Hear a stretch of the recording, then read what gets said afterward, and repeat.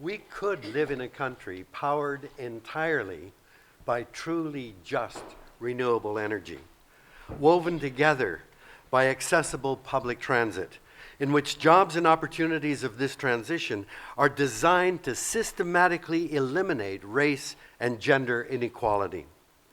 Caring for one another and caring for the planet could be the economy's fastest growing sectors. Many more people could have higher wage jobs with fewer work hours, leaving us ample time to enjoy our loved ones and flourish in our communities. The leap must begin by respecting the inherent rights and title of the original caretakers of this land, starting by fully implementing the United Nations Declaration on the Rights of Indigenous Peoples. The latest research has shown that we can get 100% of our electricity from renewable resources within 2 decades. By 2050, we could have a 100% clean economy. We demand that the shift begin now.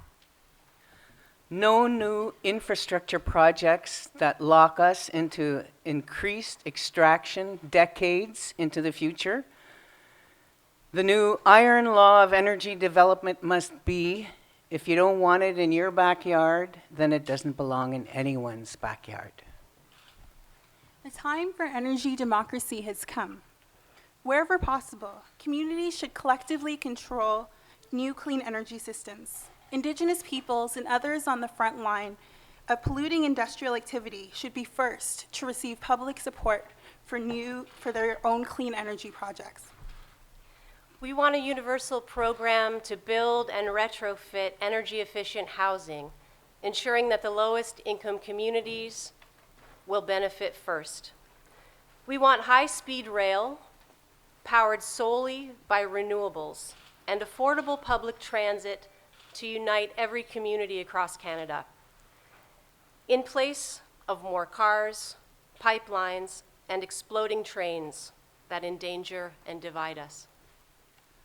We want training and resources for workers in carbon-intensive jobs, ensuring they are fully able to participate in the clean energy economy. We need to invest in our decaying public infrastructure so that it can withstand increasingly frequent extreme weather events. We must develop a more localized and ecologically based agricultural system to reduce reliance on fossil fuels, absorb shocks in the global supply, and produce healthier and more affordable food for everyone. We call for an end to all trade deals that interfere with our attempt to rebuild local economies, regulate corporations, and stop damaging extractive projects. We demand immigration status and full protection for all workers. Canadians can begin to rebalance the scales of climate justice by welcoming refugees and migrants seeking safety and a better life. We must expand those sectors that are already low carbon: caregiving, teaching, social work, the arts, and public interest media. A national childcare program is long past due. Since so much of the labor of caretaking, whether of people or the planet, is currently unpaid, and indeed often performed by women, we call for a vigorous debate about the introduction of a universal basic annual income. We declare that austerity is a fossilized form of thinking that has become a threat to life on Earth. The money we need to pay for this great transformation is available. We just need the right policies to release it.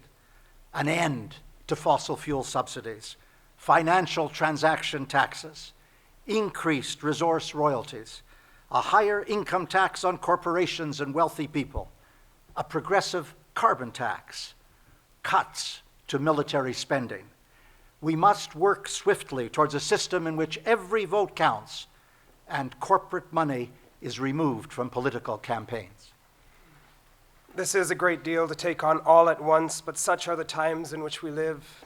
The drop in oil prices has temporarily relieved the pressure to dig up fossil fuels as rapidly as high-risk technologies will allow. This pause in frenetic expansion should not be viewed as a crisis, but as a gift. It has given us a rare moment to look at what we have become and decide to change.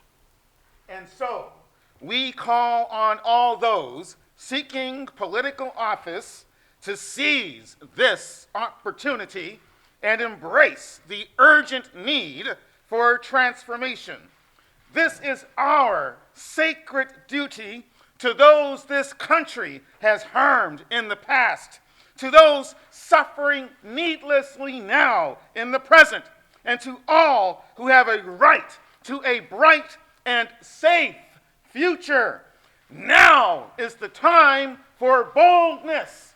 Now is the time to leap